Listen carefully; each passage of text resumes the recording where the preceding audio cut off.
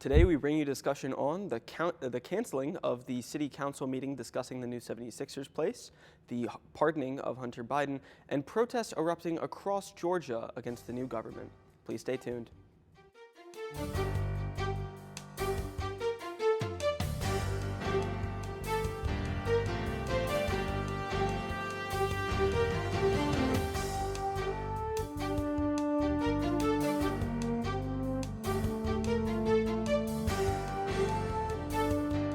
Welcome back to this episode of Exploring Politics. Today I am sitting here with Lily Geneva, who will be discussing the protests across Georgia, Matt Barra, who will be bringing us the issue of the canceling of that important city council meeting, and Deslin Long, who will be discussing the pardoning of Hunter Biden.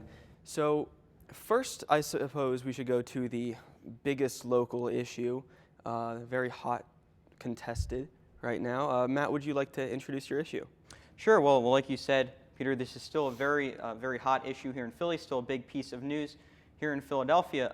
Over these past few weeks, you see a lot of Philadelphians, a lot of groups still coming out and voicing their disagreements with what's happening with this 76ers arena, which is effectively going to be relocated into Center City. And there hasn't been a lot of transparency on the part of our government. There was originally a city council meeting that was scheduled for this day in which the city council would discuss and debate and talk about the 76ers arena, but that was canceled.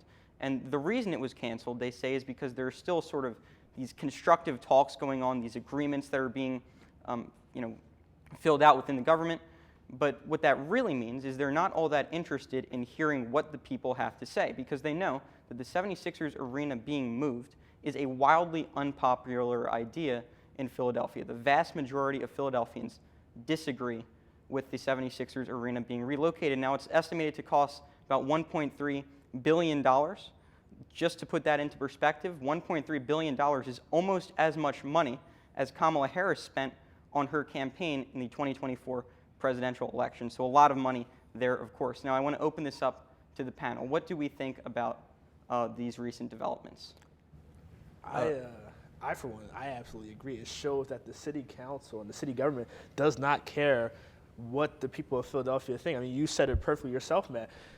A majority of people in the city do not want this to happen. Everyone says, why would we want to tear down Chinatown, as well as the fashion district, which they just spent all that money remodeling, not even, 4 or 5 years ago, and now part of the plan is to tear down a section of that mall to put in this new arena, an arena that will take, I believe they said if it starts this year, it will be finished by, around 2030, 2031? 6-7 years in the future. Do you know how much that would just inhibit life in the city, whether it be traffic downtown, making the traffic much worse than it already is, as well as just ruining the lives of all the people that live and work down there in Chinatown? Like you said, man, this is a wildly unpopular idea. And my biggest thing is that it shows that the city government only cares about the monetary value. They only care about these wealthy investors and developers that want to move into their city. I mean, I've been to city council meetings myself, multiple, in fact, over the past few years. And at every city council meeting, one of the biggest things that they've done the most was figuring out what plots of land to sell to investors. They would go down the list and say, we're selling XXX Broad Street to this company. We're selling XXX Walnut Street to this company. So I think it really is clear that the city government only cares about that monetary value in land and not the people that actually live in the city. Yeah, I think that is a fair analysis. Lily, do you have anything to add to that? I would also say $1.3 billion, the estimation, amount of that money that can go into our Philadelphia public schools and give so much money to teachers who do not get paid so much, I think is also ridiculous. It can go into our community rebuildings. I think there could be a lot of, even into the police and fire stations, could go in more outreach of community outreach, even go back into our city programs and go back into welfare benefits and all that stuff in public housing. It's actually repulsive that this is now where we're at of $1.3 billion. And like Matt said, on the Kamala Harris campaign, that is the estimated of what she spent to an arena that nobody wants and that nobody believes is okay. It's pushing out the more issue of gentrification in these small local communities, especially of a community of color and a group of marginalized people who've already gotten their neighborhoods sectioned down already through the Vine Street Expressway. And I think that is just showing more that the city does not care about the people, cares more about the money, and cares about the gentrification that is continuously going into these communities like Fishtown, like South Street, like all these communities that once had great people and great things that these people are moving out because they cannot no longer afford it. And it's just really sad. So.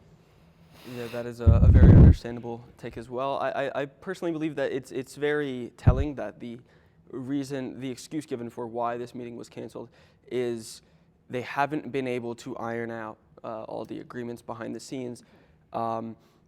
But what that's saying in practical terms is they're not ready. They're not prepared. They don't have any of this prepared. They want to do this plan, but they don't already have it agreed upon. They approved it already, but it's not all agreed upon on what they're doing. Personally, I don't really understand how you would pass or agree to go on with a plan that is wildly unpopular, as all of you had mentioned, for various reasons, and not be ready to tackle all of the problems that come with it. I think that shows a lack of preparedness within the government and also a lack of consideration. No, absolutely, and a lack of transparency as well. They owe it to, I think, the people of Philadelphia to at least tell people like what exactly is going on here, what they're doing under this sort of excuse that they haven't ironed out all the details. And like we kind of talked about last time, there's a lot of other problems that are going to come along with this. We're being told this is going to revitalize Center City or something by these unions, but what we know is going to happen, people are not going to, like, driving is going to be an issue, traffic, parking, all of these things is going to cause a lot more harm than good, and I think it's owed to the people of Philadelphia that we kind of know what's going on with this. If you don't mind, I do want to tack on that. The SEPTA just recently had to increase their fare because they were running out of money.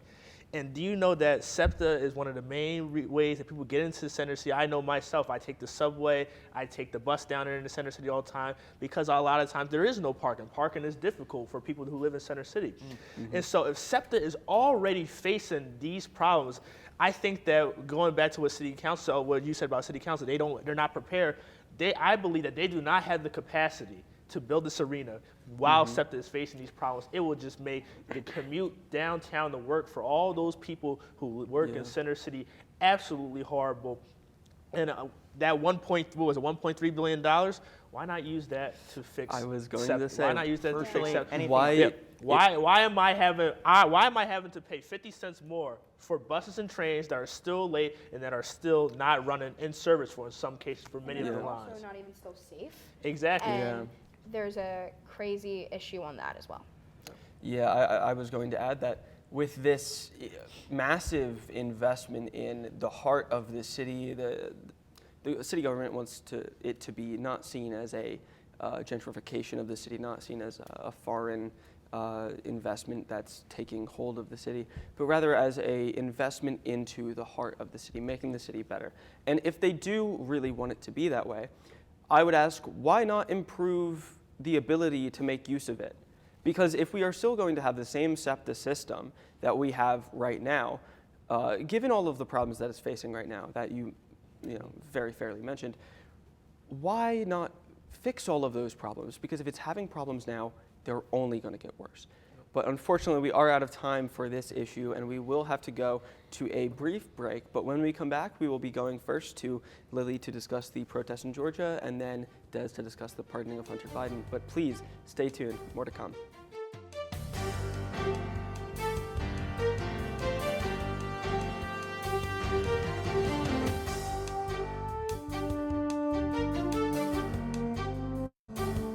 Making just one connection during recovery from mental and substance use disorders can put the strength of family and community behind you. We're all connected, offering encouragement, support, and hope. Join the Voices for Recovery. Strengthen families and communities.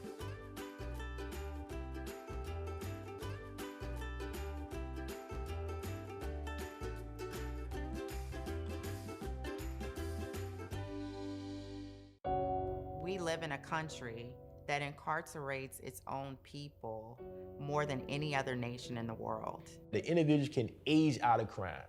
He or she, 9 times out of 10, is no longer thinking like he or she once thought when they were 18.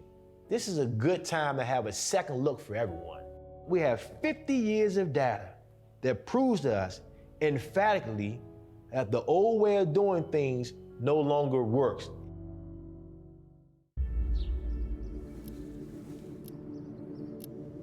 Dear University of... Thank you for your offer to become student ID number 283471. While I appreciate your desire for my impeccable academic record, I must decline the opportunity to get a generic degree. I've decided to tell my story. To be a student, not a statistic. I wish you good luck in the future as I embark on mine.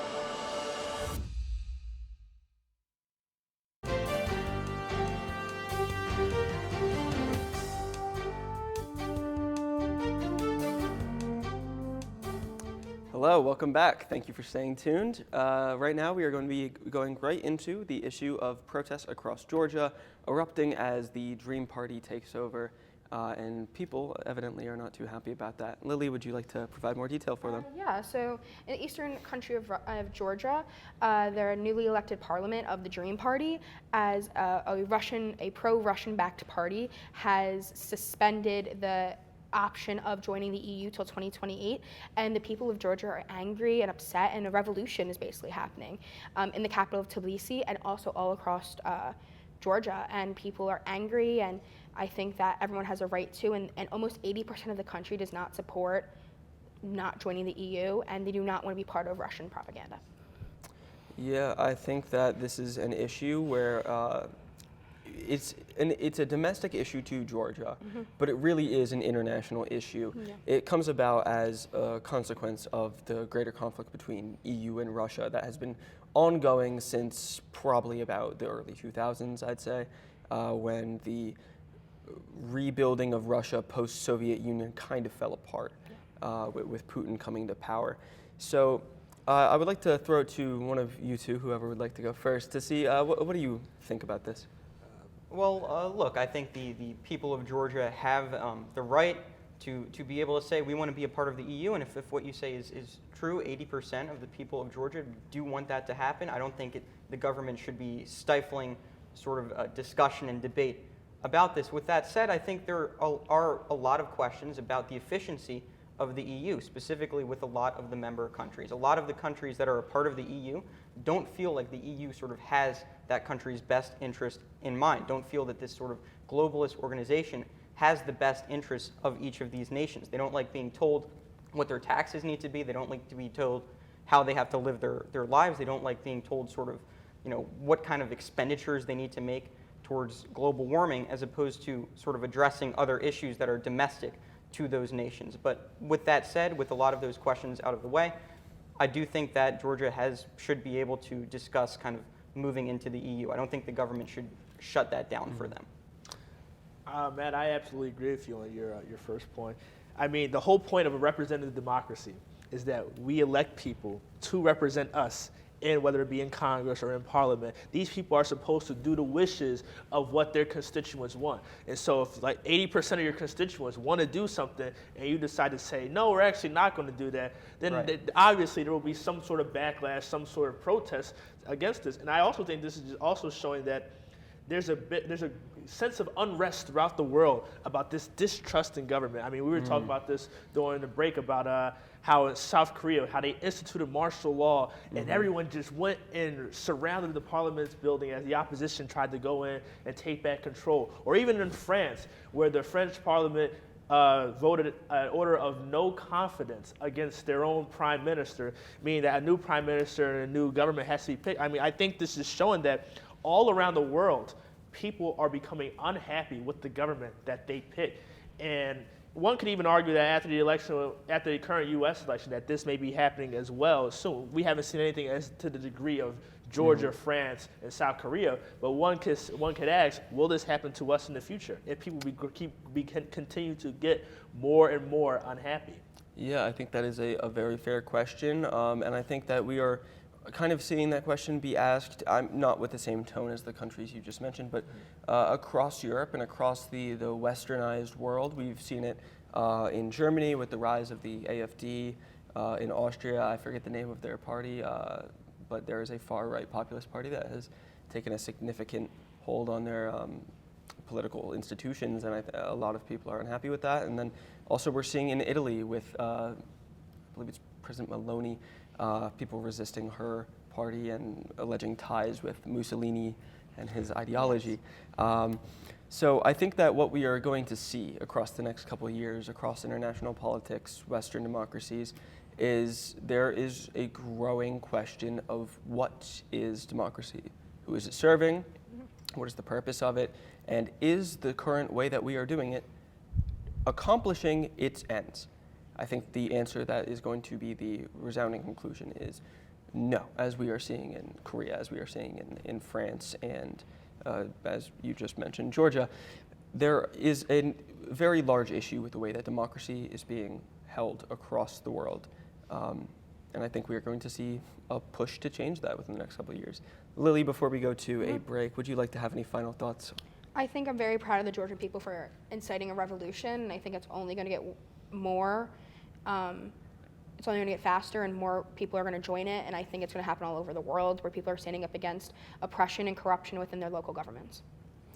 Yeah, I think that is a very fair thing to say about this situation. It is not something that I would have predicted for this week, but it is also not something that is entirely surprising to, I think, anyone with the party that has come to power and the ways that Georgia specifically has dealt with issues like this in the past. They, of course, had their own revolution away from Soviet control back in the 90s, 2000s. So I think we are seeing a remaking of the government in that kind of way. But right now we have to go to another issue, the final issue of our show. We are going to discuss the pardoning of Hunter Biden and what that means for Biden as a president and the institutions that we have here in America. Des, would you like to introduce this issue? Of course.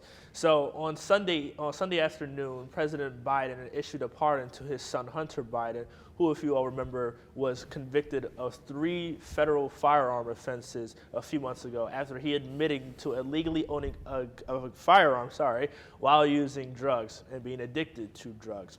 Now, it is within the president's rights, as delegated by the Constitution, to pardon individuals. And this is just so happened to be in this case that the president is pardoning his own son. And so that has caused a bit of mixed reactions on both sides of the aisles. Democrats, Republicans, Independents, everyone seems to have their own varying opinion on what this means for Biden and what this means for the presidency going forward. So I just want to open up to everyone else and offer you to see what your opinions are. Yeah, I think that this is definitely a very interesting issue, a very deep revelation that has went on here. And I think it's especially important to note before we go to the other panelists' thoughts that just about 2 months ago, there was a man, I forget in what state, I think it may have been Oklahoma, who was on death row going to be executed. And it was found out that he was not entirely, they were not entirely sure that he did it. In fact, he had a pretty good argument that he didn't, but he was out of appeals. So he was not able to argue with this new evidence. And they put him to death. And he was not pardoned. There were pushes for him to be pardoned or for it to be postponed, and nothing happened. But notably, many key Democratic figures in the Senate and the House, such as AOC, published statements after the fact, after he was executed, about the horrors of this action. So, but now all of a sudden, Hunter Biden is pardoned, but this man is executed. Before we go back to you, I do just want to add one thing. The president can only pardon federal crimes, Peter, by the way. So if the man was convicted of a state crime, such as being murder in the state of Missouri and everything, the president cannot interfere for his pardon. It would have to be the government. I just want to let the people know that. Yeah, of course. But I'm just saying, in general, the party could have pushed, as the president, you can push for actions to be taken by state governments. We see it all the time with, in relation to the border. The president talks to Texas, and Texas handles it how Texas handles it. But he puts pressure on them to do certain things. So now we will go to Matt and Lily. Which one of you would like to go first on this issue? All right, sure. So look, there's definitely a lot of questions being raised about this, like the fact that, of course, Joe Biden just not all that long ago said that no one is above the law and that he wouldn't pardon Hunter Biden. And now, of course, he's saying that someone is above the law and that he is pardoning Hunter Biden. But I don't think that this really comes as much of a surprise. It was always sort of clear to me that Biden was going to do this. It was just a matter of when. If Biden thought he would win the election, he would probably end up continuing to delay the sort of courtroom proceedings, and then by the end of his second term, he would have pardoned Hunter Biden. Of course, Kamala became the candidate, and now he's just ended up doing that. But I do think that the media response to this has been particularly appalling. At first, the media, when Biden said he wouldn't pardon Hunter, the media sort of came out in support, and they said, well, oh, he's so great, he's much better than Trump, who thinks he's above the law.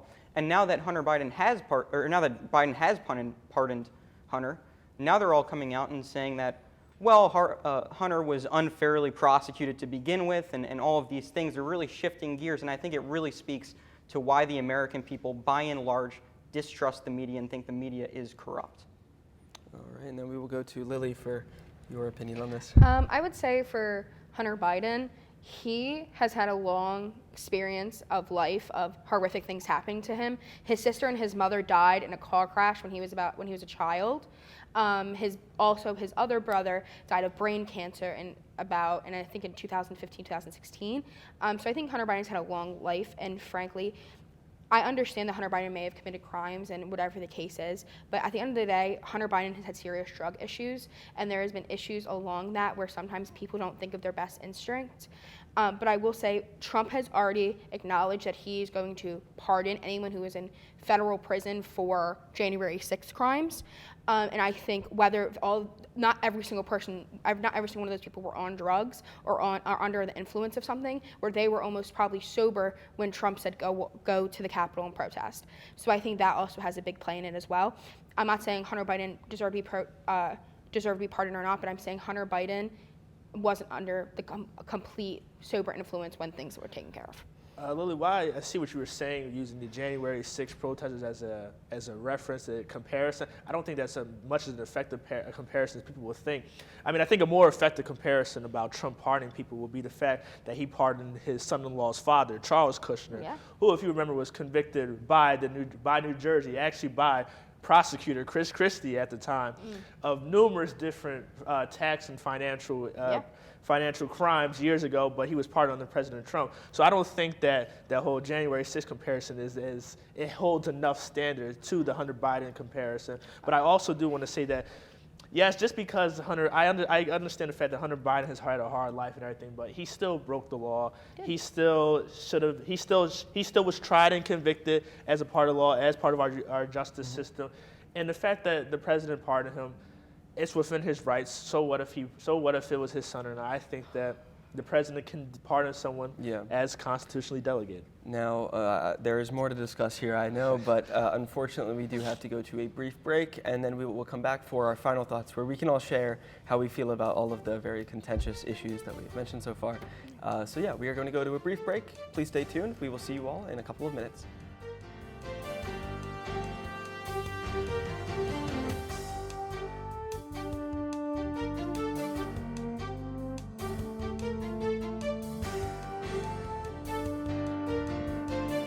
Medicaid and CHIP offer free or low-cost health coverage for kids and teens. These programs cover doctor's appointments, hospital visits, prescriptions, shots, and more. As parents, we get peace of mind knowing that our children are covered if they are sick or get injured. You may now be eligible for Medicaid too, even if you've applied in the past. Enrollment is always open. Visit insurekidsnow.gov or call 1-877-KIDS-NOW. Paid for by the U.S. Department of Health and Human Services. Hey, I'm worried about your parents. We need to show them how to spot phishing emails. Agreed, the scammers are out of control. Plus, help them add multi-factor authentication. Yes, we use MFA at work, and it's great.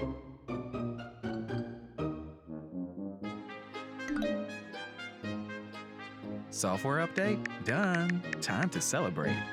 For more information on how to keep yourself and those you care about safe online, go to CISA.gov/secure our world. Dear University of Thank you for your offer. To become student ID number 283471. While I appreciate your desire For my impeccable academic record, I must decline the opportunity to get a generic degree, I've decided to tell my story. To be a student. not a statistic. I wish you good luck in the future. as I embark on mine.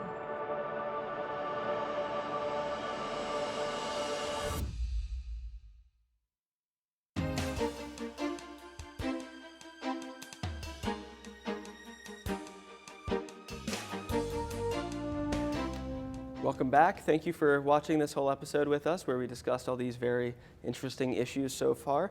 We are going to go to Matt first for his final thoughts to wrap up his points. Well, I think what today has showed is kind of a grim message that there's a lot of corruption, there's a lot of bad things in the world. Not a great message before as we're approaching Christmas, but I think that there's good to come from all of this because I truly believe that our best days are ahead.